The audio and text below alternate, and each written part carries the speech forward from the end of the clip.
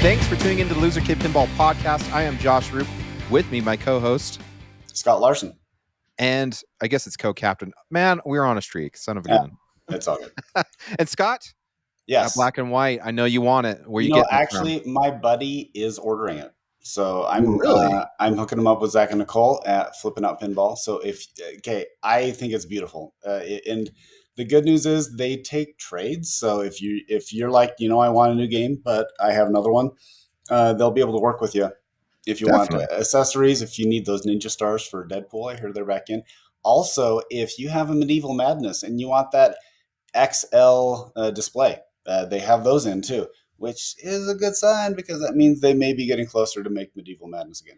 I know. Just contact Zach and Nicole Minnie at Flipping Out Pinball. They've always been a friend of us. Rumors have been spreading quickly like wildfire now that those XL displays have popped up. So well, and things pop up for a reason, right?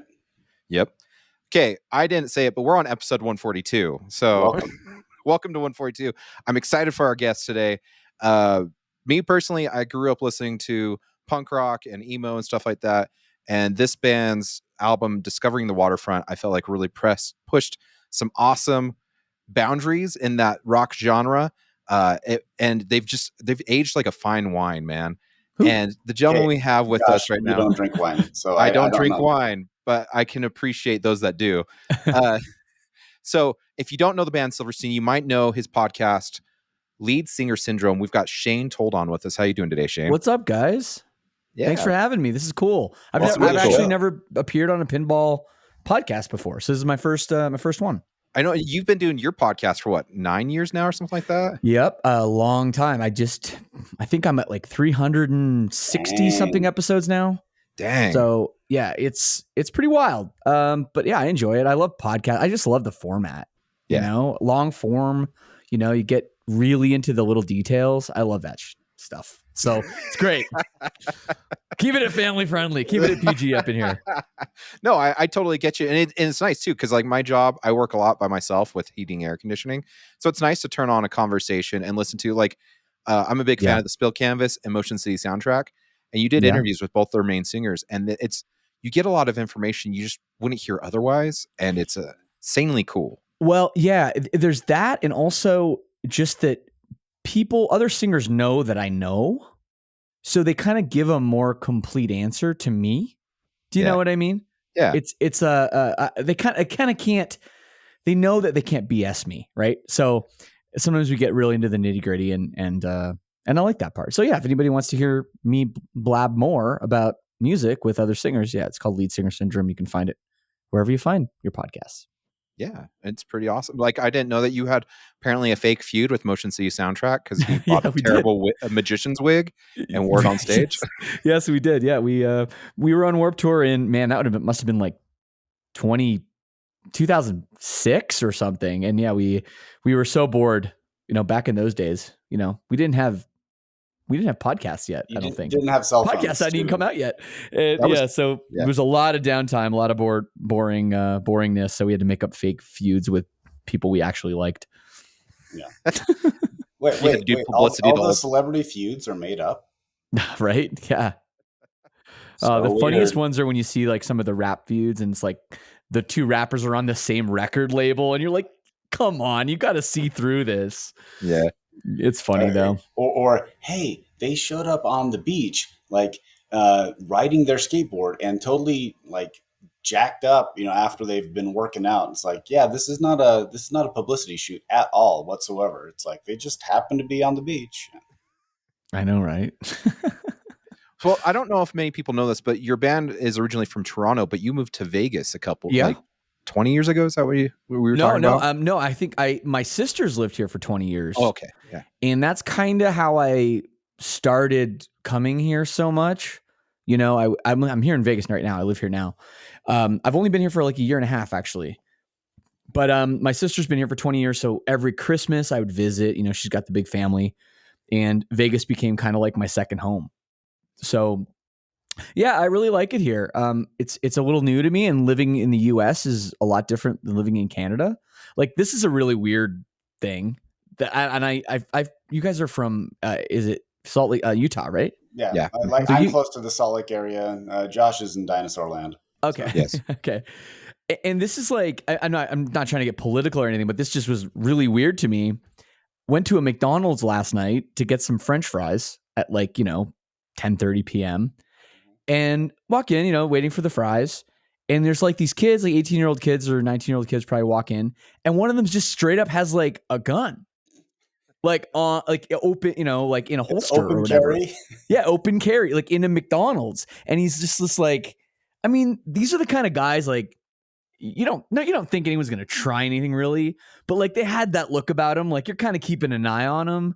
And the guy's wearing an Eazy-E t-shirt, you know, and he's got a gun, and I'm like, oh man, this is weird. This is like not something that you see in Ontario, Canada, and so that like things like that once in a while will take me aback a little bit.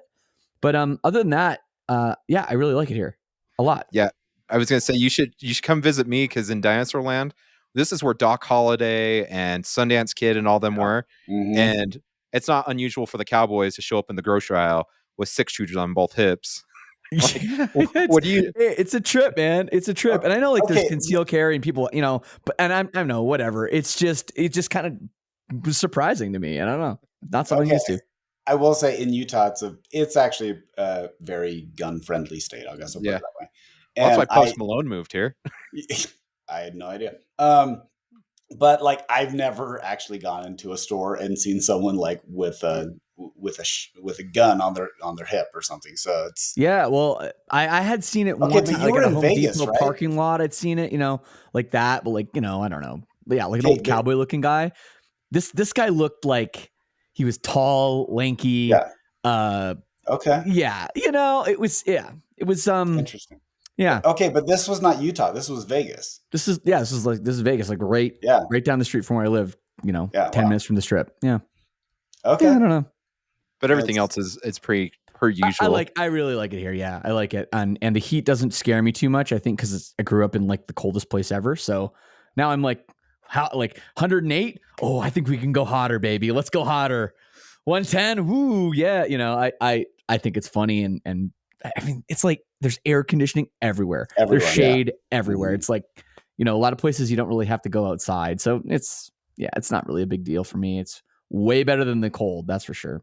Well, I've had it explained to me that almost every place, unless you're San Diego, has like 3 months out of the year that no one goes outside. And Yeah, that's pretty true.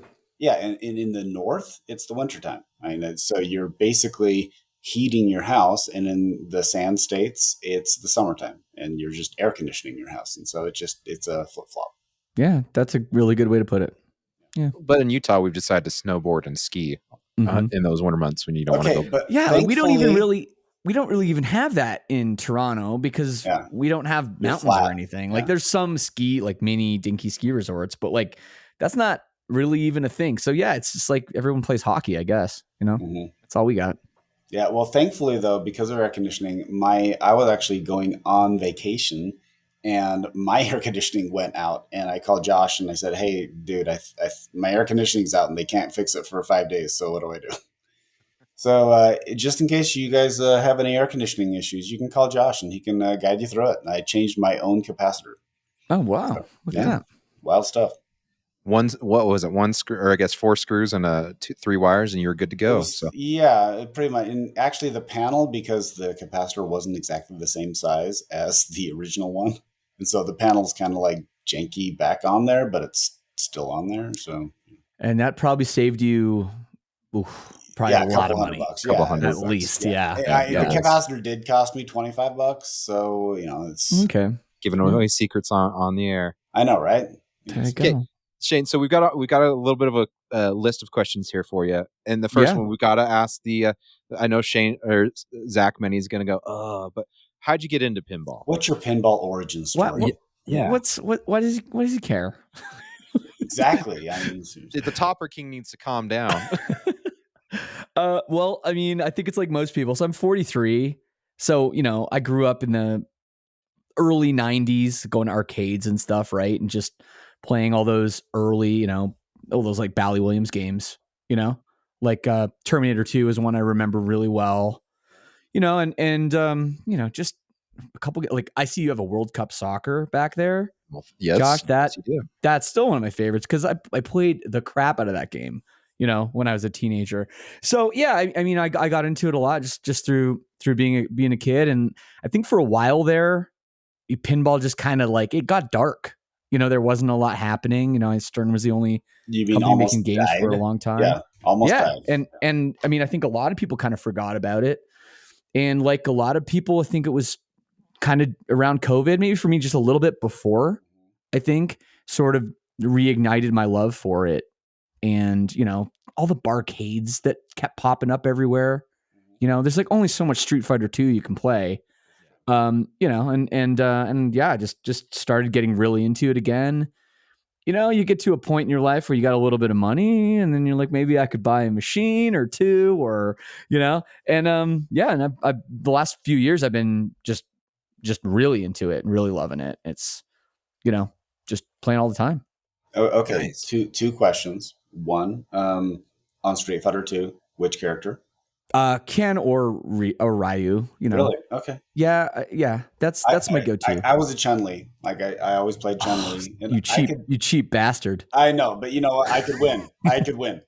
Like I was always impressed with people who played Dalsim because I'm just like, I had no idea how to play that dude. Oh, so slow. I know. They're supposed I guess to be all you keep your balanced. distance and you're all right. Maybe. Yeah, exactly. But that's the point. Okay. Yeah. All right. So what was the when during COVID, what was the pin that drew you back in where you're like, hey, this is still a thing. Pinball's still alive. That's a great question. Maybe it was maybe Iron Maiden. I think that was one that you mean that one? I did see that there behind your head. Yes. Iron Maiden, Star Wars. I think it was really only it was the modern Stern machines that I think I hadn't seen how like crazy they've really gotten, in the last few years or whatever, and that's kind of when it happened. Yeah, and yeah, then I just kind of like dove in and was like, all right, what's coming next? Like, what else is out there? And some of those Jersey Jack games too. Like I see you have a Wizard of Oz. That's awesome. Like seeing those with like the huge screens, and everything they were doing in the light show. It's like, oh my God, it's like, okay, this is pinball is back, like way back. Yeah. Oh yeah. Yep. Definitely. Loving it. So did you end up buying any pinball machines, or were you just kind of still hitting the barcades? Yeah, no, yeah, still hitting the barcade for a while until I came down here. I didn't really have space where I was living in Canada for it, and just my situation. I don't know. I didn't feel like it was something I needed to have right in my house. And then I don't know. I moved into this house. I was like, I got a lot of space. I don't know, maybe And then the machine that put me over the top was the Foo Fighters, and I had to get a Foo Fighters. Oh yes. LE. Did you get the topper? I got the topper. Yes. No. I did. My goodness. I ponied up. Wow. I ponied up. I got raked over the coals. The $2,000 topper, the $215 shooter rod, or whatever, $227, whatever it was. Yeah. Yep. I got them both, and yeah, it was a bit painful, but hey, it looks sick. You know what? Every time I pay for a topper, I always think, man, this is so expensive, and then I just enjoy looking at them. They're fun. So yeah, exactly. And I don't know, it's like I know the game has changed, like, and it changed kind of rapidly, right? It went from like, okay, yeah, you buy an LE and you're going to lose, maybe you lose a couple bucks, or like once in a while you make money on it, right? And now it's like, oh my God, I don't even want to look at Pinside to know what a Foo Fighters LE is worth. I mean, they're not bad. It's probably still worth 10.5, right, or something. But yeah. it's whatever. I enjoy it. I'm happy to have it, and it looks sick. So was Foo Fighters like a band that you really admired growing up? What was it about Foo Fighters that just you had to have it? I think so. I was always like you, Josh. I'm a punk guy, right? Yeah. And there's never really been any punk rock machines. Yeah. And not to say the Foo Fighters are punk rock. They have punk rock roots, but the game, when I played it, I was like, oh, this is so sick that they're touring in like this beat up red van. Yeah. Like the code and the graphics, even early on, was really good. Yes. And right away I was like, oh, this is such a cool game. And the tour, the touring aspect of it, You know, you pick a city and, you know, then the Overlord, all that. Like, I just right away was like, this is such a cool game. And and I was like, it's my first pin. Maybe I should get Godzilla, but like, you can play that anywhere. And at the time I was like, you know what? I'm just going to pull the trigger on it. I can get an LE, which and that was still like in a time when it's like, oh, are these all going to sell out? Like, can I even get one? Now it's like you get a John Wick LE or a Phantom LE like so easily, right? But okay, but you can't get a Godzilla LE. So you cannot get a Godzilla. I couldn't get a Godzilla LE at the time, probably anyway. So right. So it is depending on the game, really. But however, I did Google for you on Pinside, and you're still looking around 11.5, 12. Oh, that's 12. good. Yeah, so you're good. Yeah, it's still good. Well, it's a good game. It really is. And speaking of punk rock roots, this is what makes me chuckle about Foo Fighters. Like they're very mainstream rock, but they come from like Dave Grohl has the Black Flag guitar, right? Like he toured with that during All My Life tour. And you've got like Pat Smear from the Germs. So I'm like, I agree with you. It comes from very punk rock roots. I think that's what drew me too, because I was like, I have a Foo Fighters behind me, and it's an awesome game. It really is. And I hope it's not the first. No, and I've had it. I mean, I've had it for a long time, and it's still like I still play it all the time. Like I still love it. And I don't know. I feel like it's fallen out of favor. Like it seems like a lot of the spots here have gotten rid of it. I think it doesn't do that well on location, maybe. Yeah. So some places have taken it out or moved on with it. So it kind of bums me out. It's like, oh man, I want to play this in a tournament because I know how to play it really well. And then every tournament, it's like, nah, it's not in the tournament. So, but no, I still think it's awesome. And I can't wait for Jack Danger's next game. I mean, well, I know there's a lot of rumors about that, but Pokemon. Well, Gomez said he's up next in the pipeline. So is that what you about to say, Scott? The Pokemon? No. I was just going to say Danger's is next in the pipeline. Yeah, Danger is next in the pipeline. I thought the going rumor was it was Pokemon. So I heard Pokemon. I heard X-Men.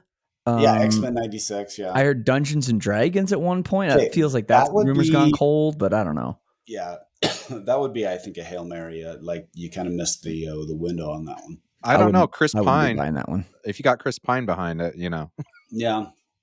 No, it's okay. So here's another question. Now, the reason why my view, the reason why a lot of music pins don't stay on location in a crazy amount of time is because they thrive more in a home environment. Because on location, it's usually typically hard to hear them. And sure, that makes sense. That's a big component to the game. So it seems like after the big wave, however, it with each pin, there's like three phases. The first phase is the theme and the art, and that's what sells a whole bunch of games. Then the middle phase is people, whether they like playing it and continuing on. But then there's like a rebound effect of people who are just barely getting into pinball machine. They say, oh, there's a Led Zeppelin pinball machine. I got to have that. And so the theme and the art kind of comes back into it. But you're right, with music pins, they don't stay in circulation nearly as long just because of that factor. Yeah, I think it's too bad with Foo Fighters, because I do think it's a great game. But yeah, I don't know. You're right. Even Iron Maiden, I don't see it as much really as I used to. Mm-hmm. And where do they go? They find their way to home environments. Yeah, I think the only ones I really do see is maybe a Metallica out on location. Mm-hmm. I see those occasionally, and maybe an AC/DC. But other than that, like I've never seen an Aerosmith out in the wild.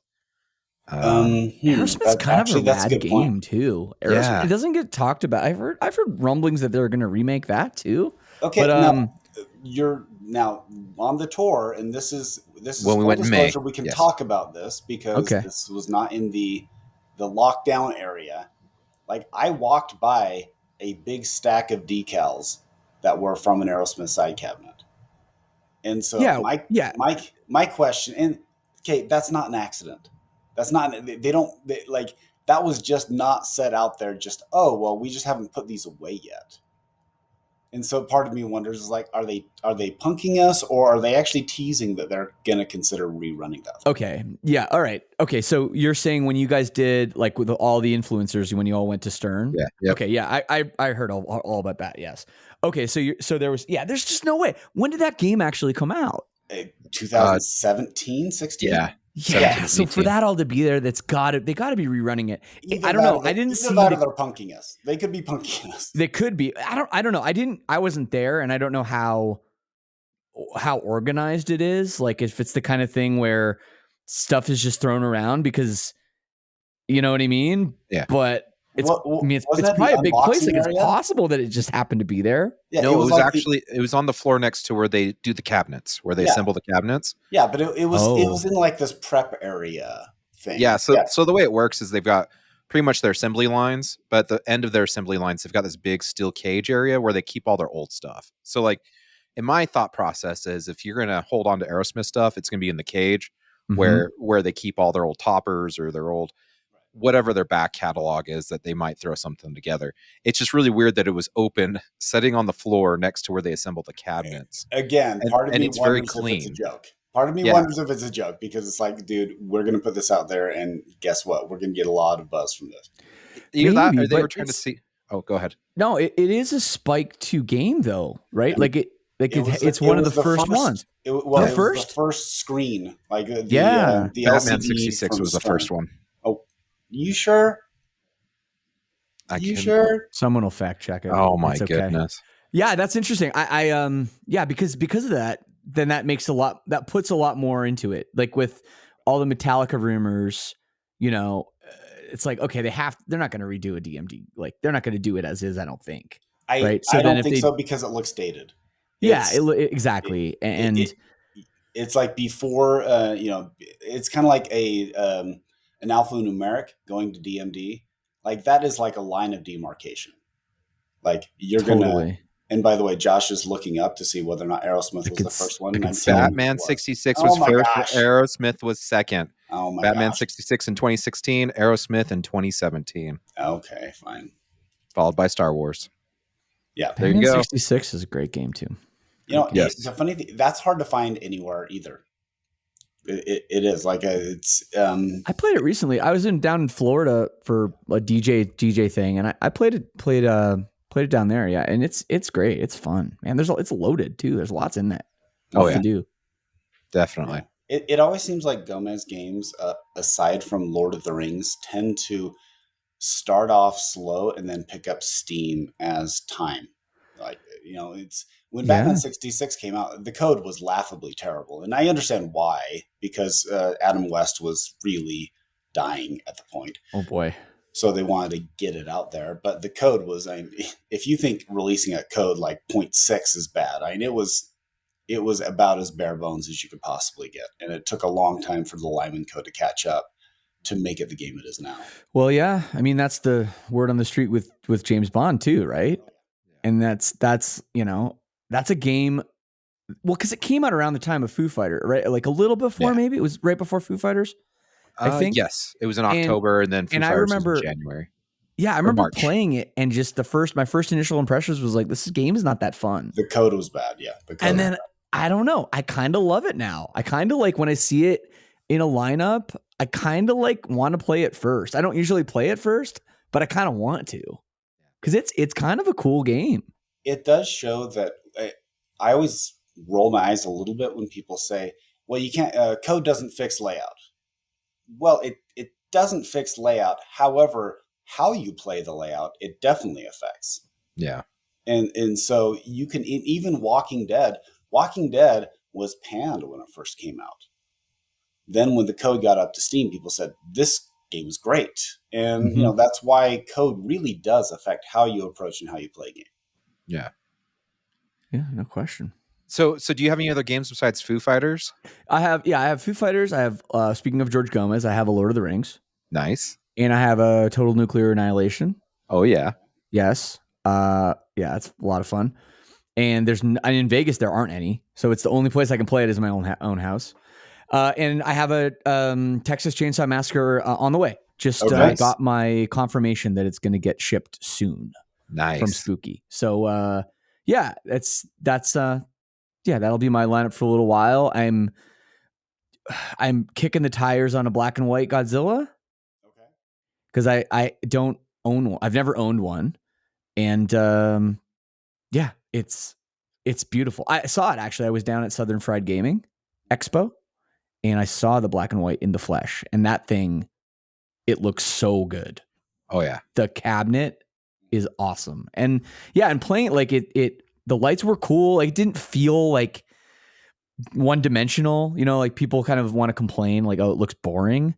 I didn't find that at all playing it. I don't know anyone who says Centaur's boring, and it's that look, right? It's it's an affect, right? Like you're still going to play a game, and it does stand out. It certainly, the original Godzilla was black and white, and so it seems the character integrity of a Godzilla in black and white seems spot on. I did show it to my wife, and she said I like the color better, but my buddy is buying the black and white, and he lived in Japan for a couple of years. Yeah, I think I was like, this is sick when I saw it, but when I saw it in person, it put it right over the top. I was like, oh, this is a no doubter now. So I think a lot of people that haven't, because not really anyone's seen it, right? Yeah. In person, when you do, it's like it will convince you, I think. Oh yeah. I felt the same way about Blood Red Kiss from Elvira. I was like, well, did we really need a 4th edition of this? And then we saw it at Expo, and I was like, holy crap, this thing. Yeah, I've never seen it. So it's so good. But I believe it. I've heard nothing but great things. And oh yeah. I love Elvira too. What a great game. So it sounds like you've been going, because you went to Texas Pinball Festival as well, right? Yeah, I went to TPF. And then it's funny because I wasn't gonna go to Southern Fried, and I just happened to be in Atlanta that weekend. Nice. And I was able to go on Friday night for like 2.5 hours. I was there, so enough time to play Black and White Godzilla, look around, it was cool. Like it's just, I love the pinball festival vibe because everyone's just like, it's like we're with our people, everyone's just like smiles on their face. It's just a good vibe, Sadly, you probably won't be at Pinball Expo this year unless you're skipping out on When We Were Young, right? I know it's the same. Yeah, it's the same weekend as the big giant emo festival in Las Vegas. So that is too bad. I know I had that circled on my calendar, but it's okay. It's okay. There'll be more. Our friend George Fisher, actually, he does Don't Panic Flip. It's a stream, but he's going to go to Expo, and then he's trucking it. He's not even going to fly. He's driving all the way down to When We Were Young. Is he driving that Winnebago? Oh yeah, dude. It's gosh. So wait, what? He's Nightmare City. What? How's that going to work? He's going to go so his family's from Chicago, so he's going to go like Sunday and then be there, because Expo starts on like Tuesday this year, because they're doing all those. Okay. They're doing factory tours on Tuesday, Wednesday, Thursday, maybe even Friday, because they're hitting all the factories that are in Chicago. Yep. And then he's going to drive down, I think, for Saturday or Sunday, somewhere around there. So. Because I was like, you can't do Chicago to Vegas in one day. That's that was my thought. So, okay, so he's got like a sweet little like a Dodge ProMaster that's been converted into like a camper kind of thing. Well, it's a Winnebago, so it's like a motorhome, So it has the sleeper stuff in it, and that's actually that's what the Winnebago. It's like buying a Shelby Cobra. You buy the Cobra, you take it to Shelby, they modify it. So it's that's similar to that, but it certainly makes for flexibility if you just want to drive and sleep in your car. So when we were talking like a month or two ago, you said that you were in Poland and you were stoked because you were hitting up, I can't remember where the place was, but it had like 40 90s games or something like that. It was cool. That? Yeah. It's called, I was in Krakow. I'm not sure how you say the name. Poland. Yeah. It was kind of random. It's not a place that we never play Poland. We play Germany all the time. But Poland's kind of a rare spot, and Krakow is our first time ever there. So yeah, every time I'm anywhere on tour, I just pull up the pinball map and I see what's around, It's a lot of fun because, being in the band, there's a lot of downtime, between when I get up basically in the show, I don't really have that much to do most days, to be honest. So it's perfect, especially being a singer and a lot of times kind of wanting to rest my voice. Going and playing pinball, it's like a very, you don't have to talk to anybody. You're just kind of there, and it's like kind of a good way to rest your voice. Except when you're swearing when you drain or whatever, that's the only time I use my voice. So that place was cool. It was this like, you kind of go down in this basement. It's very very celery, very not the vegetable, celery Right. like. And Carrots. Yeah. Yeah, and it was cool. And they didn't really have any modern games, which I found refreshing because, I don't know how much more Deadpool I need to play. No offense. Deadpool's great.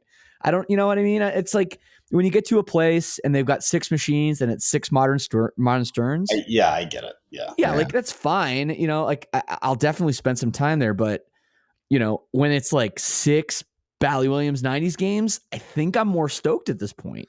Yeah. Because some of them you don't see that much. And especially if they play really well, then it's like, oh man, like it's amazing. So that place was great. It was a lot of fun. I'm trying to remember some of the games that I played that I hadn't played before. But there was a bunch. And yeah, it was awesome. And it's just something I love to do on tour whenever I get the chance, is just find a little pinball bar and grab a couple hours to myself. I find it very relaxing. So do you pull any of your bandmates with you? They or the staff or anything like that, or is this a solo sport? It's mostly a solo mission. I get a couple guys to go with me sometimes, but they just don't have the bug, and and they're always like, oh, you're like way better than me. It's like, oh well, yeah, like I play all the time. Of course I'm better. But it's no, I think they come once in a while, or if there's a place we'll have a beer, and usually it's like them at the bar having a couple beers and me just like, in the corner playing pinball the whole time. But yeah, no, it's something that I really enjoy now. It's great. I was gonna say, so go ahead, Josh. Oh, I was gonna say, go for it, Scott. Oh, well, there you go. Okay, so we all have our dream themes, but because you are in a band and you have like a bigger connection to the music industry, what are like 5 bands where maybe not the ones that should be made? I think Journey should be made. I would say Def Leppard, Bon Jovi, even Motley Crue. But what are the bands that you're like, you know what, I would really like these made? This is a great question. And something I've thought about obviously a lot, being that I'm in a band. I think like first of all, it so much depends on how involved the band is with the machine. Sure. Yes. Like I see you got a Rush behind you, and like the band doing call outs and that, I think really makes the game, and how you can kind of incorporate it into, like a theme. And the Foo Fighters does like probably the best job of any band pin ever of doing that. Because you've got the characters, they're all together. They're kind of on this. It's kind of like a band, but then they're on a, trying to save the world kind of thing, right? It's like with the whole alien theme. Yeah. Like that's so good to have that extra layer. Whereas like Led Zeppelin, it's nothing to it. It's like there's no. I don't even think the likeness of the band members is in the game at all. It's on the playfield. Okay, but there's no call outs. There's no like, there's no like, oh, like Jimmy Page is doing a solo and like you got to keep the ball alive. And if the solo is finishes before you have the ball, then like you get, whatever. Like this is just basic stuff that should be in a Led Zeppelin game, right? Right. Yeah. It's like you had the Hot Topic, you bought a lunchbox that said Led Zeppelin on it, and that's pretty much how much soul of Led Zeppelin is in that game. Yeah, it's rough. Yeah, even Iron Maiden, like it's a great game. It's a great shooter, of course, but there's not that much assets in it, really, right? Yeah. There could be way more stuff in that, So I think that's the big thing, and I think of this. A lot of people will roll their eyes when I say this, but I think if you could get something like Blink-182. Yes. But have them in the game, have them doing all the stupid call outs, all the silly stuff that they do, like all the dick and fart jokes. Yes. That would be fun. A toilet filled with bean dip. It would be fun. That would be a fun game. And they haven't done a punk rock game yet. No one's done it. And, Travis Barker, like that guy is so famous now. Yeah. I think that could work really well. I think Green Day would be great too. Same thing. You got to get the band in it. You have to do it right. Okay. On Green Day, here's the question though. Would you do the entire catalog or would you stick to American Idiot? No. You got to do the whole catalog. You do the whole catalog.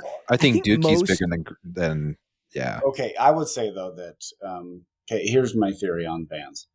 it seems like they ascend until they hit what I would consider their zenith, their best thing, and then it feels like so many bands just disappear right after that because they've put everything into that album. And for me, that was American Idiot.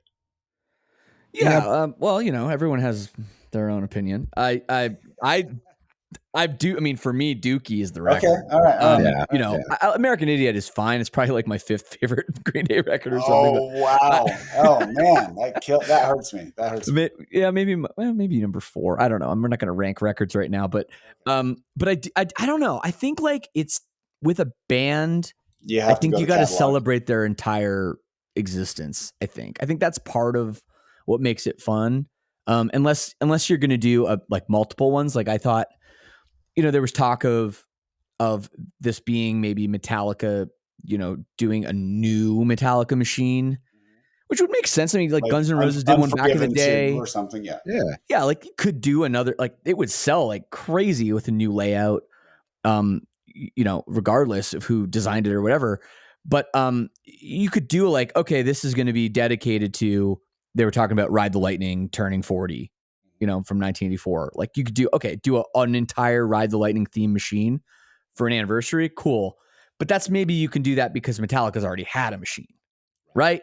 It's like if you do a first game and it's just one record and it's the same album songs over and over again, I just don't think you're right. That cool. You're right, because I'm just wondering, like from the theme standpoint. But you're right. It's like Rush. If you just did Moving Pictures, it wouldn't work, just because there are so many other popular songs that. And when I say that tongue in cheek, because I know a lot of people don't know any Rush songs other than Tom Sawyer. But I'm from Canada, so I know them all. I'm like, yeah, he grew up in Canada. So no, okay, I'm talking to most people. And let's be honest, we know that Geddy and Alex forced you out of Toronto because they didn't want competition. Yeah. I'll admit, I with all due respect to Rush and Geddy and Alex, and their late drummer as well, I'm not a fan of the band. Well, and that's because you have to be 10 years older. No, legitimately, like that's my, and I only caught the tail end because my brother, who's 5 years older than me, so that's all I would listen to was Rush. Could make sense. No one else in my age group was listening to Rush. So my sister is 7 years older than me, and she from Canada, and she loves Rush. So that does kind of check out. But I don't know. It's one of those.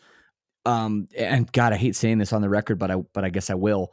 It's like his voice is nails on a chalkboard to me. And like when that band comes on the radio, I change it instantly. And when I'm playing the Rush game, I think the pin's okay. I think it's maybe a little overrated. No offense. I know you have one behind you, but I'm happy to be in a loud bar where I can't hear the music on that one. That's for sure. Okay. The flip side though, some people, like I have Jeff from the Pinball podcast, when he was talking about Iron Maiden, he said, I don't know, I can't stand the music. It's like Rush got drunk and learned how to write metal. And I was like, pretty funny. Well, I guess that checks out because I like both of those bands. But anyway, okay, I get it. It is, Geddy Lee is not for everybody. I'll put it that way. So there actually, I was going to say there is actually, sorry, not to cut you off, but there is one punk rock machine out there. It's literally called just Punk, and it was by Gottlieb in '82. Oh, geez. Oh, really? That does not count. I would love to see. That's probably hilarious. No, that is terrible. Well, okay, there's a heavy metal, like just generic heavy metal, Heavy Metal Meltdown. Yeah. But no, you have to look it up. It's definitely, Gottlieb did this whole thing where they would do like one word pinball machines, like Punk and stuff like that. So, yeah, but they were all like ripoffs, because it's like they didn't do Top Gun, they did like Gold Wings, or they didn't do Miami Vice, they did like Hollywood Heat, just all these other ones that were just like, these are not, this is discount bin $5 DVD stuff. So you said Blink, you said Green Day. I'm kind of surprised you haven't said NoFX yet. Or do you think that'd be too underground?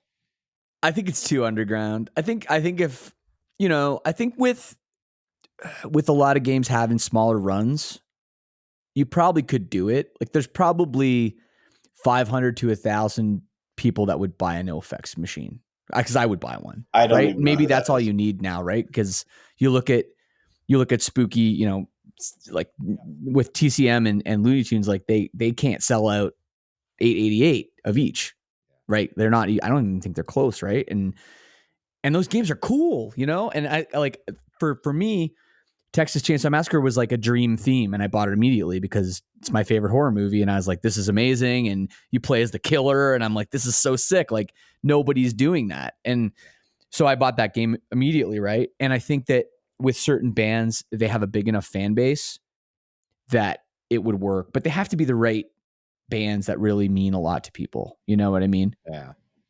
I think NoFX could pull it off just because there's such a love for that band. Their fans would die for them. You know what I'm Yeah. saying? Like take a bullet. And so I think if you did a pinball machine, I think it would do very well, even as just a collector piece. Yeah, I So would love to see it. I mean, yeah, or Bad Religion or Rancid or like any punk bands from that era, I would be all about it. But yeah, I don't know. I don't know how if that would fly. But I will say this too, and I haven't heard a lot of people talk about this.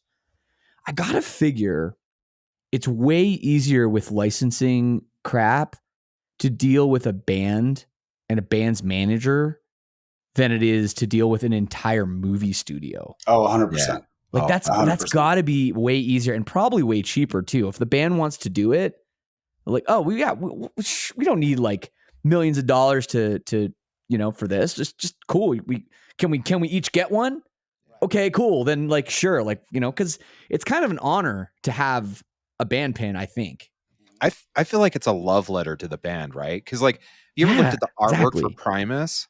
I mean, Jeremy Packard, Zombie Yeti, did the artwork, and he was a huge Primus fan growing up. And that artwork is just a love letter to the band. And you got Les Claypool doing call outs. And Yeah. it's a really cool way to take your catalog and put all the spotlights on everything you love about it, right? Okay, No, my 100%. And I'll tell you right now, I don't think my band is big enough to have its own. okay, but that's a great segue though. Okay, we that are question's coming. in fantasy though, and by the way, my favorite Les Claypool story is that I heard he auditioned for Metallica, and they basically said, "You're way too good." Yeah. I've heard that too. That's a true story. Okay, so this is Fantasyland. So you have made it to the big league. You can pick any designer. You can pick any studio. God. You can pick, whatever you want for your band, Silverstein. Like, what are you going to? Who are you going to pick? And who would you want to make it? And who do you want to do art? Like, who do you want to do rules? I want. This is your dream thing. Wow. And you won't believe me. I've never thought about this. I've thought about, this is never going to happen. It's a pipe dream. I've never actually started being like, okay, Give it 20 years. Give it 20 years. Right. Who knows? Man, I think Jack Danger would be the guy because he gets it. He gets punk rock and where I came from. And this guy's always like posting stuff about ska music on his Instagram and everything. Like, I know he would get it. For artwork, I don't know. Geez, I'm really going down the Stern train now. I'm thinking, well, it's got to be Zombie Yeti, right? And it's got to be Stern that makes the game now, right? But I don't know, man. I don't know. There's so many great people. Jack. It could be right. Steve Ritchie's over there now. Maybe I mean, it would be cool to have a Jersey Jack machine with like just all the bells and whistles. I don't know. Nobody's paying $15,000 for that collector's edition. That's for sure. But I do like what they're doing over there, and like I think those games are getting like Elton John is awesome. No, it's great. Amazing. It's great. Yeah. Like it shoots great. It feels so good to play. It's probably going to be game of the year, right? I mean, that game's sick. So yeah, man. I don't know. That's a very tough and hypothetical question you're asking. Okay, but coding. You actually have a lot more openness on coding, because if you could go, with Keith Johnson at Jersey Jack if you want like the deep Volinar code, if you want the Wizard of Oz, you could go with You know, you could even go with Keith Elwin as the coder because he's the architect on his Okay, games. let's get Keith So, involved too. Then I like that. I like okay, that. all right. So Jack Jack's and Keith designing. working together. Okay, and Yeah, Keith doing the Jersey, code. but it's a Jersey Jack machine But though. it's okay, great, Okay, great. we're going way out, right? We're going way Yeah, out. we're Okay, going. And apparently we have Spooky doing the licensing, right? Is that that's how it's right. working? Yeah. That's right. Yes, yes. Because yeah, that's right. No, Bug is a nice guy. We want him to be involved somehow, just because he's Well, they tall and include handsome. toppers, so that I'm right there. Yeah. I do Actually, like this. okay, but here's the dream though. You should get CGC to do the topper. Oh, yes. So it'll take how long? Well, okay, I know 4 years. You know? we will all be in walkers and wheelchairs, but either way, it will look great. So, but you were talking about like with Foo Fighters, you love it because it's about the band, but it's also this like alternate story. What would the alternate story be for Silverstein? That's the question. Oh, man, would it be like Fight Club and you're taking down corporate credit and all that stuff? Fight Club. We did use a Fight Club sample in one of our movies, so that would be like kind of a cool like little twist. Damn, dude. Because I was just thinking, the alien band theme was really good. That's like hard to top. You know, especially since they're touring on top of it. I don't know. That's all really good stuff. I don't know. Because like with Fight Club, you know they had all those network cities and stuff, so you could still do that like touring and whatnot, but you're networking the cities so you can drop them all at the same time or whatever. I really like maybe a sports theme, maybe like World Cup soccer meets band. What do you think? Yeah, that'd be Not cool. enough sports games anymore. Yeah, I would feel like I think Silverstein would do that good, but I think the band that is poised for it would be like a Day to Remember, with their whole like kickball and stuff like that they did for their music video. They'd be a fun pin. That'd be those are my friends. They got good character. They do fun stuff. Yeah, they would be great. I was wondering if they could sell 500. I was wondering if you guys were friends because you were on the same label, and so yeah. We've known A Day to Remember forever. I mean, we took them out on one of their first tours. It's really a funny story. So Jeremy, the singer for A Day to Remember, the first show we played with them, they opened for us, and it was in, I want to say like somewhere in like Wisconsin. And so we met them that day, and Jeremy was sick, and he slept in the van, and their merch guy did vocals for them. So the first time I ever saw it, I remember it was their merch guy trying to sing. And yeah, he wasn't very good. And I was like, what's going on? This is not. Yeah. And so it's a really funny story, but hey, that's awesome. They've come a long way now. They're they definitely have massive. They just played Red Rocks actually in Denver. So yeah. And then they played incredible. It's great to see. They just played here in Salt Lake City on Sunday with Store of the Year and 4 Years Strong. It would have been. Yeah. I wish I could have went. That would have been an insanely good show. What a band. No, it's true though. Like the idea of niche pinball, like, you know, if a company were to do, and I don't know, there's a lot of companies out there, right? Yeah. And there's a lot of competition now with these kind of boutique pinball companies. It's like, if someone were to say like, okay, we are thinking about making this game, and we need, let's say, 250 people to commit to buying it. Yeah. Could you do that if it was some like a band like A Day to Remember, or something niche, but like where the license would be really cheap, you know, because a band would just like do it for basically for free, or just like, yeah, sure, send us 5 machines and that's payment enough. Yeah, you know, I wonder if that would work. Which is funny to me because like, I feel like, I don't know if you listened to our interview with Ed Robertson of Bare Naked Ladies. I didn't. No. We used to have the same manager as Bare Naked Ladies too. I didn't know. I knew he was into pinball. I didn't know he was on your show. Yeah, so we had him on, and he said that like he did the call outs for. He helped Alex and Getty with the call outs. Yeah. So okay. I did know that. Yeah. But he was saying like he doesn't feel like Bare Naked Ladies is big enough to do a pinball machine. I was like, I don't know about that. I feel like they're big enough, I feel like. Yeah. It's like a weird one. I don't know. It's hard to know with bands that have had, like, they've had huge success, like on the radio and stuff, right? So I don't know how many of their fans are like gonna pony up 10 grand or whatever to buy a machine of their likeness. You know what I mean? Maybe their fans are old enough and there's enough of them, but like there's a lot of people, and this is with all due respect to Ed and the band, there's a lot of people that go to their show because like they love some of the songs that they heard on the radio, you know, but like how immersed in them, how much of a lifestyle it is. It's not like Metallica or Iron Maiden or, you know, other bands that really have just a huge like cult following. Not that Bare Naked Ladies doesn't, but I think it's different, and that's probably what he meant. Maybe. If you look at the album sales of the bands that have been produced, Rush is by far the lowest selling. Okay. I mean, it's not. Are you sure? Close. Yeah. What about Primus? Primus.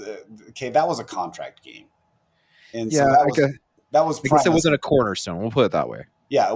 Yeah. So, but if you look at it, offhand, I think that Rush is like 60 million or something like that. And then you get into like Aerosmith, which is like 300 million. You get into Metallica, you get into Rolling Stones, you get into Beatles, you get into AC/DC, and all those, they are at least 4 to 5 times what Rush has done. Okay, you mean you're talking record sales? Yes, yeah. I'm sorry. Okay. I'm talking. I thought you meant like number of pinball machines sold. No. I'm sorry. I'm talking. Yeah, they've sold so, 500 million. No, when you said that, I was like 60. What? No. I was like 60 million in sales. Like, No, where are you getting these figures from? Does Stern release this?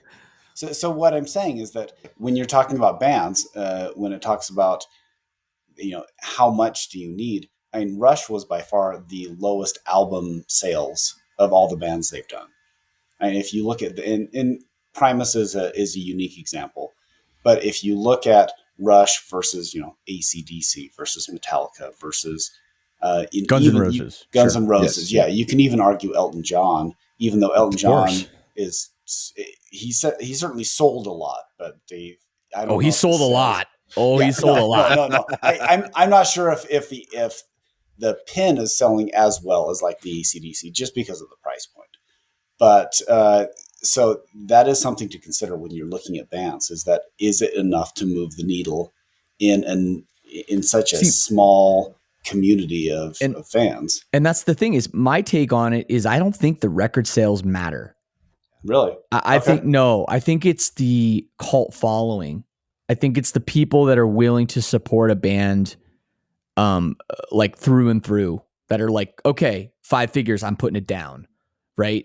And I think Metallica has those kind of fans. I think Guns N' Roses has those kind of fans. I think Elton John does not really have that many fans like that. Maybe some, but here's the best example.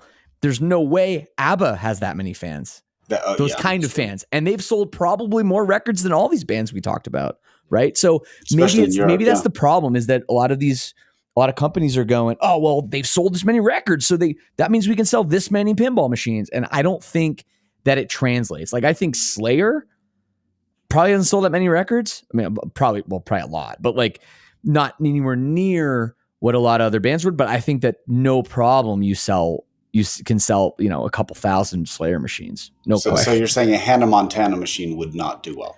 I don't think so. I don't think our demographic of whatever 40 to 50-year-old men are buying Hannah Montana machines at all, right? Or Taylor Swift. I saw that one floated around too. Good luck getting that license. See, I think Taylor would actually. I think she would. Probably would. But I think Pink would be better.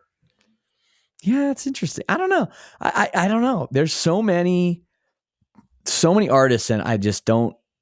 There's so many better artists, I think. But I do wonder, like, if you did a super niche thing where you said, okay, like let's do almost like a Kickstarter. Okay, can we do this many? Okay, how many do we need to make this game? Cool, let's make it. And like, that could be enough. It could still be really, really cool. I don't know. I agree. And I think because you have a different mindset too, because in the 2000s, like, downloads became a huge thing, and album sales weren't actually an indicator of how well a band was or wasn't doing. Because I don't know if you watched the documentary Bleeding Audio with the matches, but they talk about this. Like, it's a really good, like the really Epitaph band, the matches from San Francisco. Yeah. Oh, okay. Or from Oakland. Yeah. Yeah. Whatever. So they did. Yeah. So they did Bleeding Audio, which they released like a couple years back. But that was the one thing, is they said that they said the album sales weren't there, but the problem was is they had so many people showing up to their shows, and so the record label didn't know what to do because they're like, we're obviously selling shows, but you're not selling albums. And then they had this whole thing like they were selling albums out the back of the van because of, they bought up so many of them. It was very interesting, but it's one of those things though. We're living in a modern age where album sales doesn't necessarily translate to popularity because of just the way music is. We stream it and stuff like that. You know what I'm saying? Yeah, it's changing all the time too. That's a really interesting time though with the matches. Like, remember that band like playing with them back in like 2004, I think, like early 2000s. Yeah. And that was a weird time because there was just so much pirating going on too. So like you would have so many people using Napster, or LimeWire or whatever, and buy, not buying your record, but still loving it and finding your show. Yeah. I remember the first time we played in Mexico City, we didn't have a record out there. We had no distribution. There was no way you could buy a record of ours legally in Mexico. Did not exist. And we went there and the show was sold out in advance and it was absolutely bonkers. Like everybody was singing the word. They were singing the songs before we even went on stage. And we were like, how is this possible? And it's all because of back then it was just all illegal downloading and we were happy for it. It was great. Hey, get the music out there. It's better if people come to buy a ticket and a t-shirt. That's way better than buying a CD and never come to the show. You mean you get more return on your investment than the dollar you get from selling the CD? Yeah, exactly right, 100%. So that's like I don't know. That's a really interesting point. How all these numbers and stuff, like and then nowadays it's like, oh, how many followers do you have on social media and all that, and it doesn't always translate to actual real popularity. You know. I think the one that really stands out to me is like Sum 41. Like, Does This Look Infected came out, and they were kind of like, well, it didn't do so great albums wise, but they were selling out bigger and bigger venues. So like, you obviously knew that they were doing really well. Amazing record too. Oh, amazing. Yeah, amazing record. So yeah, I don't know. Yeah, it's you're right. It's like a real common thing. And I think there's lots of bands that could do band pins that, just because they have that cult following. Yeah. I would buy a Sum 41 pinball machine in a heartbeat. There you go. That's a pretty good example. That could be cool. And that's another one like along the lines of Green Day or Blink, where if the band is involved, because those guys are funny. Like think like some of the funny music videos they've made and stuff. It could be awesome, especially because they're closing the chapter on their career too. Yep. What a way to close it out. Okay, cool. We're done. Here's this like career spanning machine. Machine. Like I don't know if those guys care about pinball or like get it or whatever, but there's definitely people that do in bands that, would be all about it. It would have to include Super Soakers, because I don't know if you know the story behind this, Scott, but Sum 41 originally did all their album out in Canada and none of the record labels would pick them up. And so what they did is they went and did like all this crazy stuff in their hometown with like, they went and robbed a pizza place, but with Super Soakers, and they just stole a pizza. And then they were just squirting people on the side of the road. And so they sent this video in along with their album to the American record labels, and they had people fighting over them to sign them. And so they ended up on Island Def Jam, which is a very interesting record label to be on because, but it just stuff like that, right? Like there's that Super Soakers, and I don't know, it'd just be really cool to have, especially where they've went from like pop punk all the way up to like metal now. So yeah. No. Be a good one. Okay. It'd be a good one. Shirt out. Yeah. I only know that Motley Crue basically signed with Elektra because there was a bidding war after the first album. That's the extent of my record signing. Must be nice to be in a bidding war. Huh? Must be nice. Well, you can do it if you. I think that they just self-released their first album. And at least back in the day, the funny thing is the first of the hair bands that actually reached number one was Quiet Riot. And all the bands on the Sunset Strip just kind of looked around and was like, these guys got number one. And then the doors opened and all of them got signed. But it was just funny because even they didn't have any respect for Quiet Riot, which was hilarious. That happens in every scene. I won't name names, but that happens in every single scene. And it's very rare that the best band is the biggest. You know, that's music. Yeah. That's so music. I'm going to pitch this idea to you, Shane. I think we should have like a traditional like Warped Tour pin, and that way you could have all these bands, but not necessarily like a dedicated pin. And you could have such a storyline with a Warped Tour pin, right? Like there was so much insane stuff going on with Warped Tour. I just think it's That's a a great cool idea. idea. I like that idea. Warped Tour pin. Yeah, you get Kevin Lyman to sign off on it. You get some sponsors, involved to get their likeness on the machine, just You like you pick do your at the stage. festival. And then Yeah. the bands, whatever, the bands will be happy to have their songs in there. You can get them all to sign off. That won't be that hard. And there's a lot to choose from. So there you go. Done. Like you could even, because the stages were kind of like genre specific too. So you could do genre, you could bounce from stage to stage, progressing through songs and stuff like that. I think it's a great concept. Someone pick it up. we are pitching all kinds we're putting everything out there today. Seriously, we should open our own. This is great. We should open our own pinball company. Yeah, because they're going out of business now, so we should be able to keep them going. Yep, dropping like flies. Well, at least now you're bringing it up. Way to go, Scott! You've killed another company. Yeah, and it's not Pindretti. Oh, sorry, Pedretti. Yeah. Okay. So for the person who caught me on saying Pindretti, I still think dude, it was like several people. It wasn't just fine. Okay, for the people who Pindretti is a better option. Okay, they should change their name right now to Pindretti because if they're a pinball company, they should be Pindretti. That's okay. I'm just gonna do it for them right now. Yeah, just making the shirts right now. Pindretti. Yeah. That's the new Loser Kid swag with our hockey jersey. If you haven't gotten our hockey jersey, now's the time, and the Pindretti shirts are coming. Yeah. Okay, the hockey jersey looks awesome. Okay, that black and white hockey jersey, I need to get that because it looks really good. Yes. Yeah. So, and we're getting around to it, but Haggis, it's done. Like they're done. They're no longer a company, and they're officially in liquidation. Unfortunately, they're following the path of a lot of these small startup companies who I would say with the best of intentions wanted to make a good product, but were unable to deliver on their promises. Yes. So what are they liquidating? Do they have anything to liquidate? Can you get all the parts and build your own? Probably build your own. One of those playfield rotisserie things, and okay. There's in any business, there's always like physical assets, like manufacturing stuff, and that type of stuff. When it comes to unproduced game parts, I don't even know what happens with those. But that may be interesting. Unfortunately, it's another one of those situations where the buzz grows faster than you can produce, and it kind of collapses on itself. It's always a risk when you're when you're starting a company outside of the area where all the pinball is made, which is Chicago. And then very, very outside. Yes. Very far away. I think that's the biggest problem. Yeah. It's like, if you've ever been to Australia, it's like, it's so far. Just getting anything there is prohibitively expensive. Shipping anything there. There's no way there's any parts made there. So it just, I think that was just a disaster waiting to happen, honestly.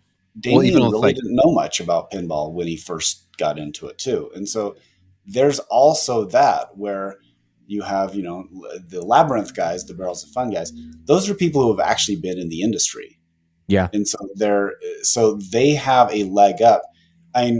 Just imagine, I know nothing about putting a band together and organizing music and a tour and everything. So why don't I just go ahead and grab 4 rando dudes and we'll start a company, we'll start a band, and then we'll just start touring, because that sounds easy, right? I mean, being in a band and touring and doing all that stuff, that's easy. What could possibly go wrong there, right? Go. Yeah, man. It's a shame, and I don't know everything I've read about it. I don't know if we're ever going to even get the whole story. I think it's just radio silence, right? That's So it's been updated. They've went to external administration, which apparently involves appointing someone, the insolvency professional, to take the property and kind of liquidate stuff to make sure it can pay the debts to uh, winding up the business and its interests. So they've really kind of called So it this quits. is where they go in, they evict the person from the house, they go through and they document all the assets that are left in the house, and they sell them for pennies on the dollar, and Yeah. just try to get anything of it, and you're done. Like there's no way you're even part of it. Well, what's funny to me Bummer. is like we we went through the Stern thing, and they really really boast about their Gottlieb machine. So on a play field, to point where all the screws and stuff go in, they slide it into this machine, and then it comes down and it puts little indents into every single play, every Stern play field since the beginning of Stern, or I think even Data East or whatever. So like this is a single machine, and it's a very specific machine. And apparently, I mean, if you've got it from Gottlieb, that was made back in the 50s or 40s. Like they don't make these machines just left and right. So how do you buy one of these machines? Is this just like a, you know what I'm saying? It just I don't know. It just like you guys are saying, it's really hard to make pinball outside the US. So I can't even fathom how they were doing it in Okay, Australia. it's hard to make pinball outside of Chicago. Yeah. I don't know. Barrels of Fun's doing it. I think they're You doing a good can. job. I know you can. I'm not saying it's impossible, but what I am saying is that you are putting yourself in a handicapped position to start with when you don't use the assets that are available and well known in the industry. So that that's the challenge, and we feel bad for anybody who has lost their money on these games, and this is a situation where I feel bad for the company too, because this is a company that did have the best of intentions. This was not a con artist trying to rip off old people and just taking their retirement and then living large. That is a completely different situation. This also isn't J-Pop, who's starting Zidware and taking pre-orders for all these crazy expensive machines, and then decides that, oh, I really don't have the ability to manufacture games, because he was delusional from the start. I don't feel Haggis was that way. I feel Haggis just grew way too fast, and the gravitational pull of the expansion collapsed them.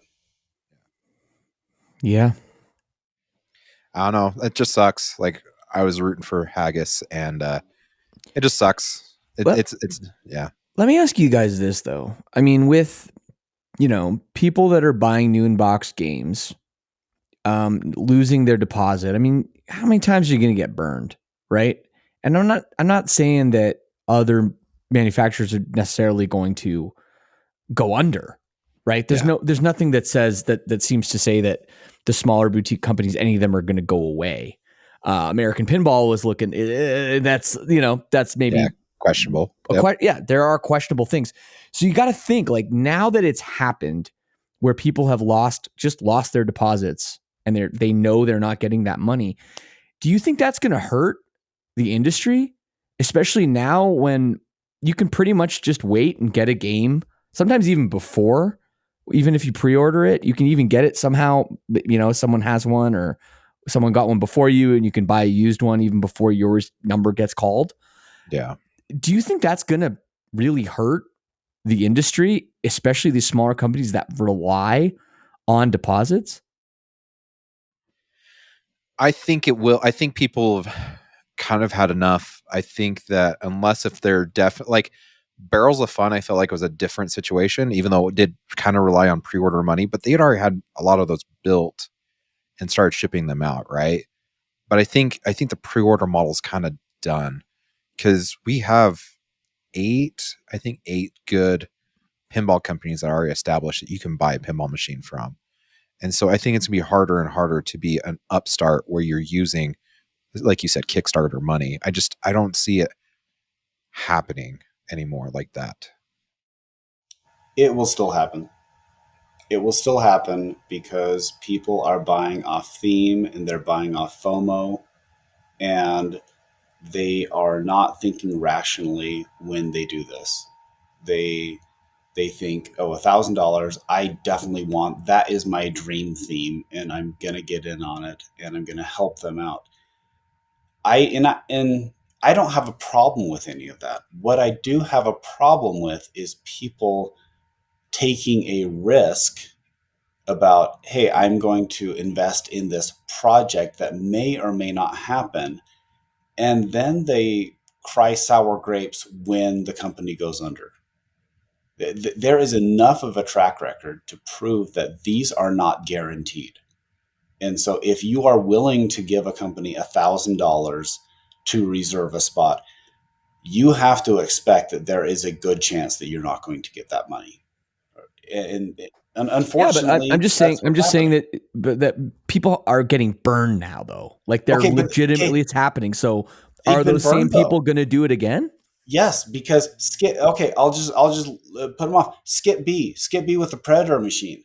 I, that was a total like con job where he didn't even have the license, and people gave money to that. When J-Pop did Zidware, it was a Mm-hmm. hey, we'll take the money, we'll do this stuff, and it never happened. They had to take him to court. Then when Deep Root came out, people was like, oh well, this is something different. And then we get to Haggis, and there are so many of these things that Right. are people vote emotionally with their money and their purchasing power. Yeah, This but is why I always say there is no such thing as an unobtainable game. Okay, for every Jersey Jack Pirates of the Caribbean there are that, okay, I missed out on that game and now it's worth $30,000.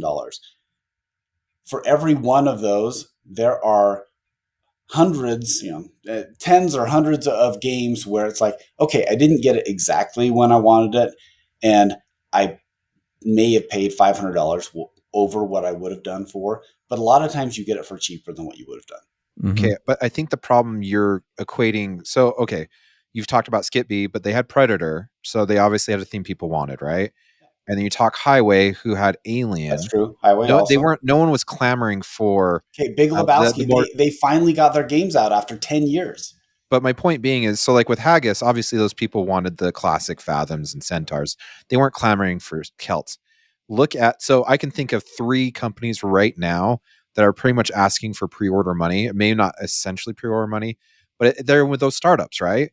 And no one's clamoring for their games. At least I don't hear that, and I could be entirely wrong. But like Tilt Bob, they just released artwork for their road trip game that's coming out. I don't know many people that are excited for this. I don't know many people are giving money for this. Pinball Ventures, Sorcerer, which I haven't heard Yeah, anything about, and then no, their first game, the Punny Factory, and Yeah. then the only other one that I can think of um, is Turner. Ninja Eclipse Turner. Yeah, Yeah. from Turner. Turner, and Yeah, so that's the thing though is the previous companies had, well, all except for Skip B, because Skip B actually didn't have the licensing. They said they right. had it, and Yeah. then someone found out and they're like, you don't have anything for this, and he's like, oh, Hmm. oh crap. Oops, but we just went bankrupt.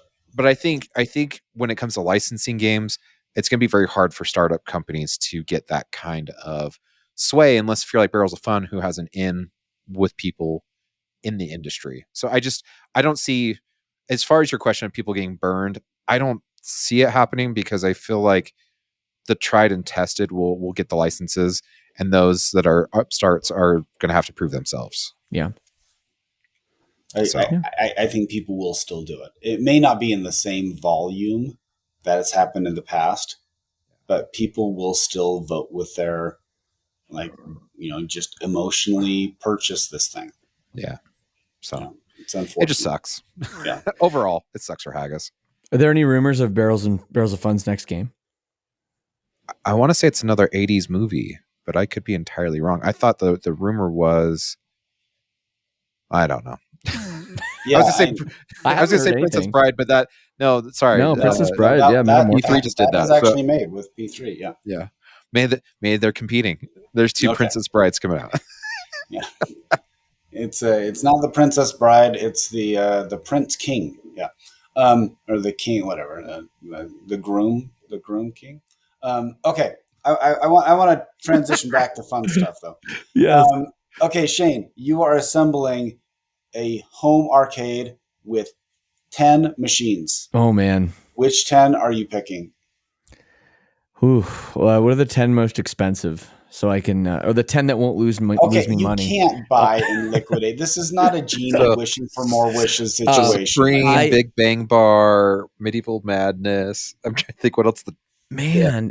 It's tough. I think I like. I don't know. I don't know if I like a lot of the games that people love. You know, like for example, Attack from Mars. It's fun. Yeah, I played it a million times. I don't really know if I want to own one. Like it's kind of a one-trick pony, you know what I mean?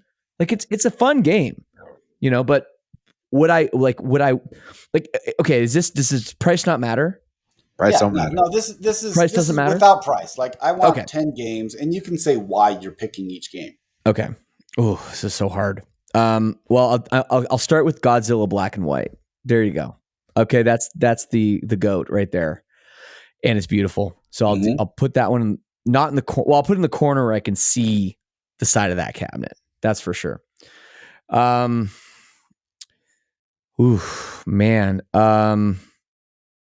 You guys really put me on the spot here. This is tough.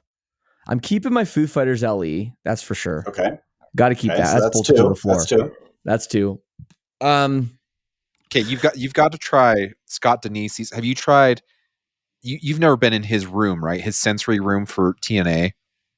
No, wait, no, I don't know anything about this. Okay, next time you're in Chicago, hit me up. And I will give you Scott number. And he's built this room that the game is in, and the whole room shakes, and it's all lit and everything, and it's got fog machines. It's a whole nother level of pinball. It's insane. Wow. That is wild. No, yes. I'm keeping my TNA too. I'm keeping my TNA collector's edition or whatever, the new one I got. Definitely. I'm keeping those. Is Lord of the Rings making my top 10? I don't know. It's a great game. I don't think it's making the top 10. I might have Elton John in there. I might have an Elton John. Nice. Collector's edition. It's beautiful. And I think it's probably one of the greatest. And now, I got to think about some older games. That's 4, right? That's 4. I got to go with something like fun and campy, maybe like a Fishtails. It's nice. I know you can get one for like $5 or $6 now, probably maybe even less. I love that game. That's a fun game. It's fun. I'm gonna have a Fishtails in there. One of my early picks. What else weird from the 90s can we do? Maybe a Junkyard. I played that a lot as a kid. You want a Dr. Dude? Dr. Doom's all right. No, I'll take a Junkyard, and then let's go with some more real dreamy ones. Okay, I don't know if anybody else put Junkyard in their 10 like home games. No, but I like some weird ones too. So speaking of weird, skateball. Have you played a skateball? No. They are insanely trippy. It's from 1980. Maybe I'm not thinking the right one. I apologize. I am not. What is the one, Scott? What was the one that we played in Chicago? And it is just like it's weird because you shoot into a ramp and then it goes into it goes into another ramp. It's just like ramps everywhere. Okay, no, it wasn't skateball. It was. Someone's listening right now and they're like, "You idiots!" Yeah, okay, but it was at okay. I know exactly where it is. It's at Logan Arcade. It was like 3 down. Pulp Fiction row, and it was 5 from the aisle. So I've pulled up. All right, Logan Arcade. Wait. Radical. It's Radical. There you go. I just barely found it. Yeah. Okay. Have you ever played a Radical, Shane? I don't think I've played a Radical. No. It's a little bit like what's the up and down one?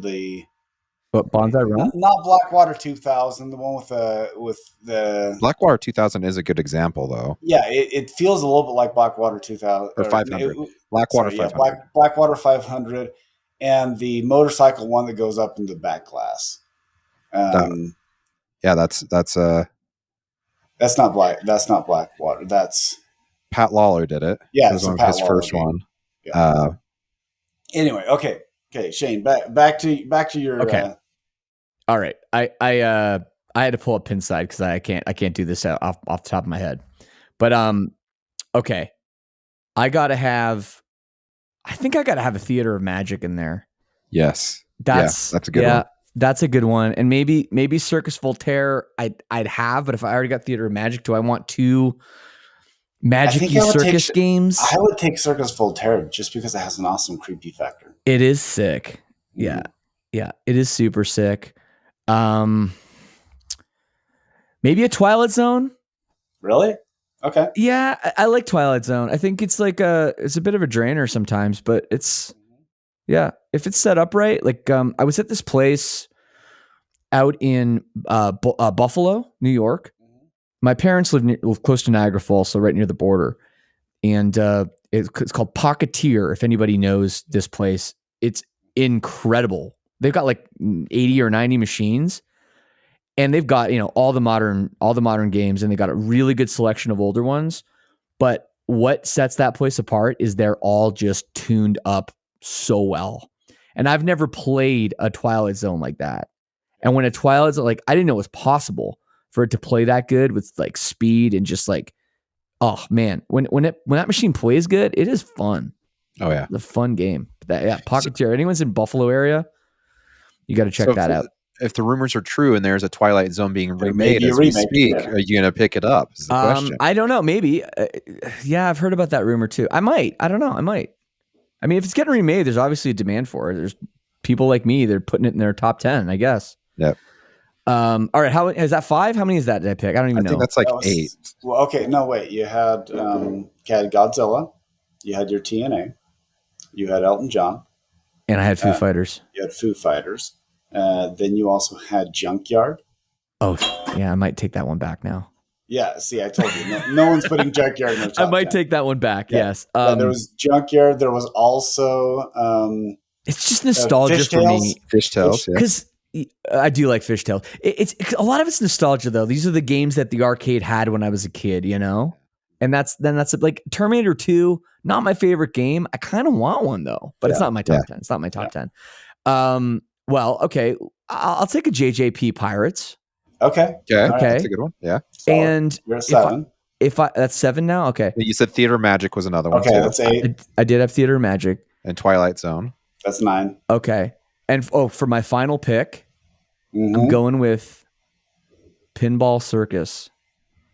There's only 2 in the world. Yeah. Okay. I heard they won. And the one here doesn't work in Vegas at the Pinball Hall of Fame. And I see it. It's there. It sits there. And I'd love to play it, but it's always broken. They still don't have it fixed? No.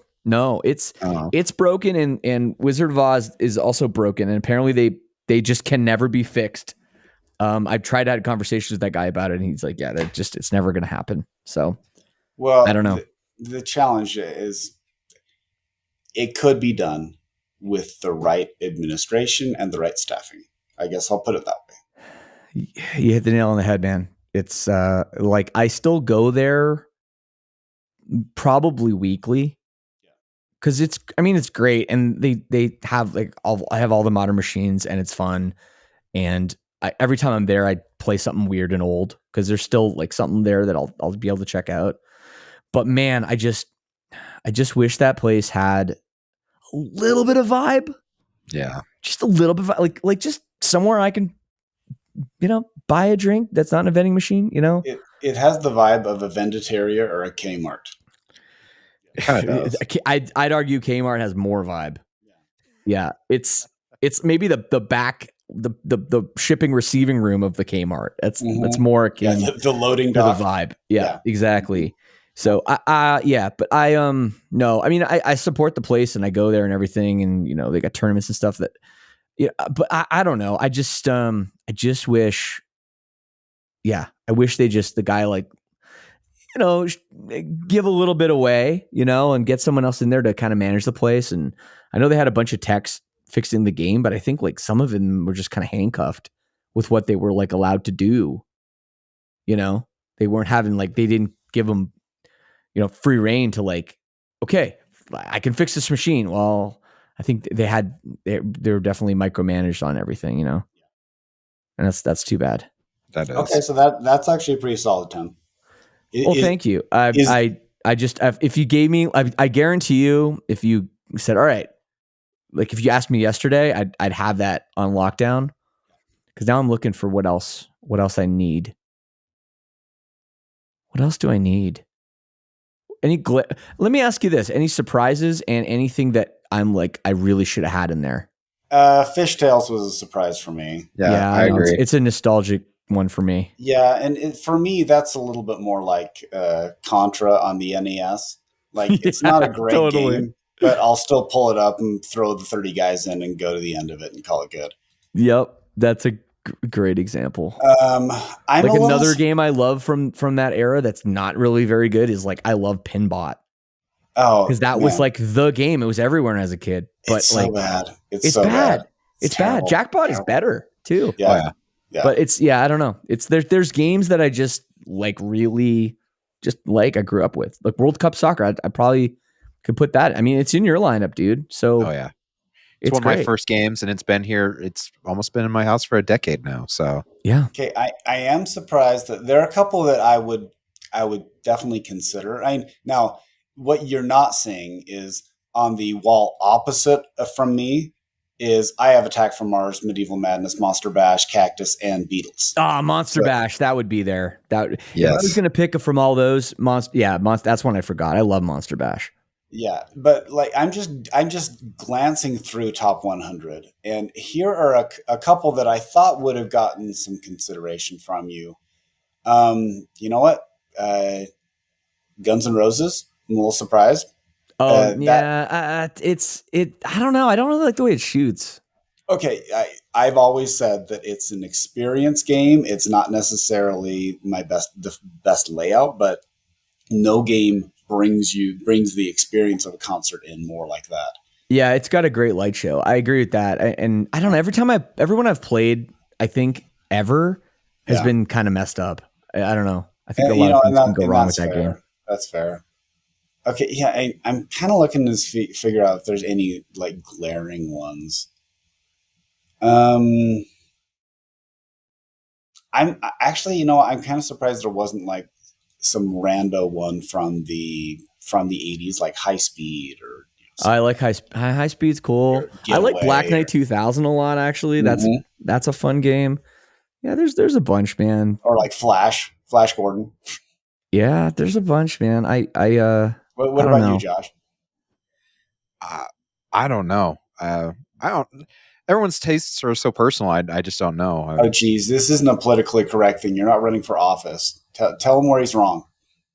So I'm not a huge fan of Fishtails, but I own the game for a little while, and it just I love the humor of it and everything like that. But I feel like it is a one trick pony. It's like either you shoot the ship and then you go for the big monster, and then multi-ball is fun. Actually, the video mode in that game is pretty Video awesome. mode's hilarious in that game. Yes.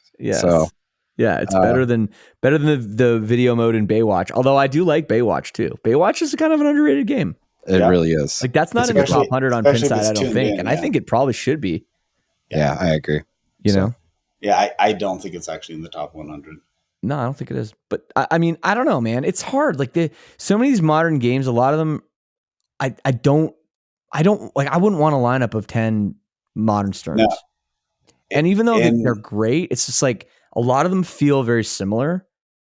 And like, yeah, like, and Keith Elwin is amazing, but a lot of his games do have like sort of a similar feel, whether Avengers or Jaws. Like, I don't know, they kind of do feel sort of similar to me.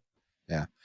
I will say I was shocked with Jaws that I feel like it shoots more safe than I was anticipating. I feel like it shoots once you get in the groove of it, you can really make that game flow.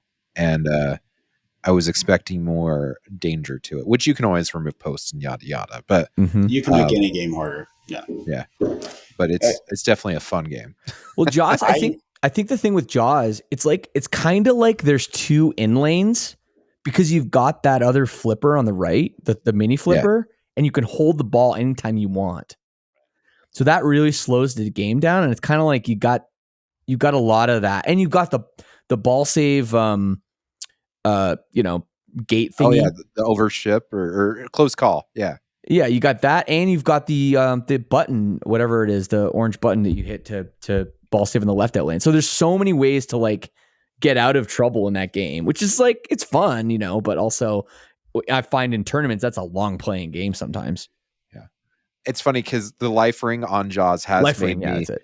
It has conditioned me now, so I'll be playing another game, and it goes to the left out lane. I hurry and slap the button. I'm like, oh wait, that's in Jaws. That's not in anything every else. Stern is like that for me because Foo Fighters, it's the same thing. Like if you're with a mission and you got that light on, and it's like, oh, before you drain, you got to hit that to get to hit one shot. It's like, like at least get an extra 10 million points or maybe whatever.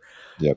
So every Stern that always happens right before I drain. I'm hitting that button, even if it's whether it's on or not. Yeah, I do the same thing. I was just playing Godzilla, and I think I hit the Tesla strike after I drained. I'm like, that doesn't work, but it's flashing. It's flashing. Yeah. Well, we appreciate you coming on, Shane. Is there any questions that we didn't ask that you've just been dying to like get out there? Yeah, what did we miss? No, your questions and well, first of all, thanks for having me on. But no, your questions were better than my top 10. That's for sure. Definitely. No, I'm gonna wake up tomorrow and be like, what did I say? Well, Fish junkyard. Yeah. No, there are great games. I stand by. Yeah. But then there's other games like I love Whitewater too. That's another game. I love that game. So I'm just gonna be thinking about. It's just impossible answer. But anyway, no, man, we covered a lot of stuff. I like that we talked about a lot of band pin stuff because I feel like that doesn't get talked about a lot.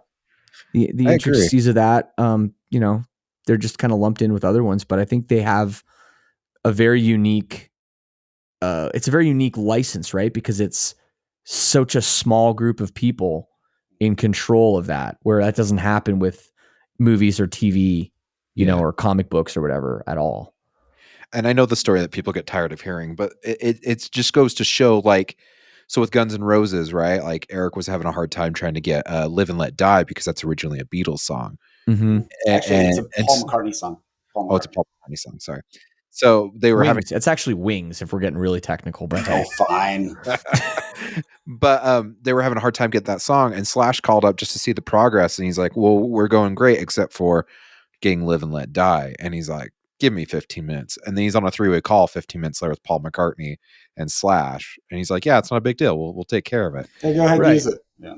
Right. Meanwhile, like all the John Wick stuff, like with the guns and all that, geez. All that stuff is so. There's just so many people and red tape and different matters of opinion and all that. I can't even imagine. Yep. And things are constantly changing. It's like the band is the band, right? And the management is probably the same management. And like, I understand that it could be with certain albums on different labels, you could have trouble with the music. But the thing about that is no one can really say no. Yeah. It's just a matter of like paying for it. So, and it's not, most of that stuff is not that expensive, especially when you're talking about the quantity of games manufactured. Yeah. We're not talking about millions of units here. So I think that all matters too, right? For what it is. So yeah, I think it's cool. And I think that there's a lot of room for more band pins. And I know some people don't like them. If you're not a music fan, then I get it, right? But I don't know. Some of them are the best. Some of them are the best shooters too. I'm going to call you out. Metallica still kills. Oh yeah. Your top 10. No bands. I had Foo Fighters. Oh, okay, fine. You know what? I think if Metallica's coming, if there's the Spike 3, there are all these rumors. If this is happening, that might be in my top 10 too. Okay. Because I like Metallica well enough. Man, if there was a new layout, oh my God, I would be all over that. If Stern modernized that, I'd be all about that one. But even if it's the same layout, just with a updated, I think that could still be really, really awesome. To have it shoot really well. Oh yeah, I'm all about that too. I agree. Cool. Well, thanks for coming on. If people want to get a hold of you, or if they want to catch you on tour, how do they do it? Oh yeah. I don't know. Just look me up. I don't know. My band's called Silverstein. My name is Shane Told. You can find me on Instagram. That's probably the social. It's really the only social media I use regularly. And yeah, and if you want to hear my podcast where I talk a lot more about music with other singers, it's called Lead Singer Syndrome. Awesome. Content creator, do you have one for us, Scott, today? No. I will throw it out there. Kinesis / This Week in Pinball, Colin, if you aren't checking out his stuff, he's getting more and more in the groove. He's doing really great. If you want more condensed news article style stuff, he's definitely the way to go. So check out Colin with Kinesis and This Week in Pinball. If you want to get a hold of us. I like his game tips. Have you seen that? Yeah. I like that. Like last minute in a tournament, like, I never played this game before. I call that up real quick. He tells me what to shoot for. It's good. Yeah. Thanks, bud. I like also that he has a song of the week for all of his newsletters as well. Oh, I like that. And so that way he's like, here's the vibe I've been doing this week, So if you want to get a hold of us, we are loserkidpinballpodcast@gmail.com. And you're more than welcome to send more emails about Scott talking about Pindready. But if you want to get a hold of us on the socials, it's @loserkidpinball. That's on Facebook, Instagram, X, all that jazz. Scott, send us off with your last words. You know what? You should go and check out Shane's podcast. That's my last word. And be good to each other and buy a Jaws 70. It looks awesome.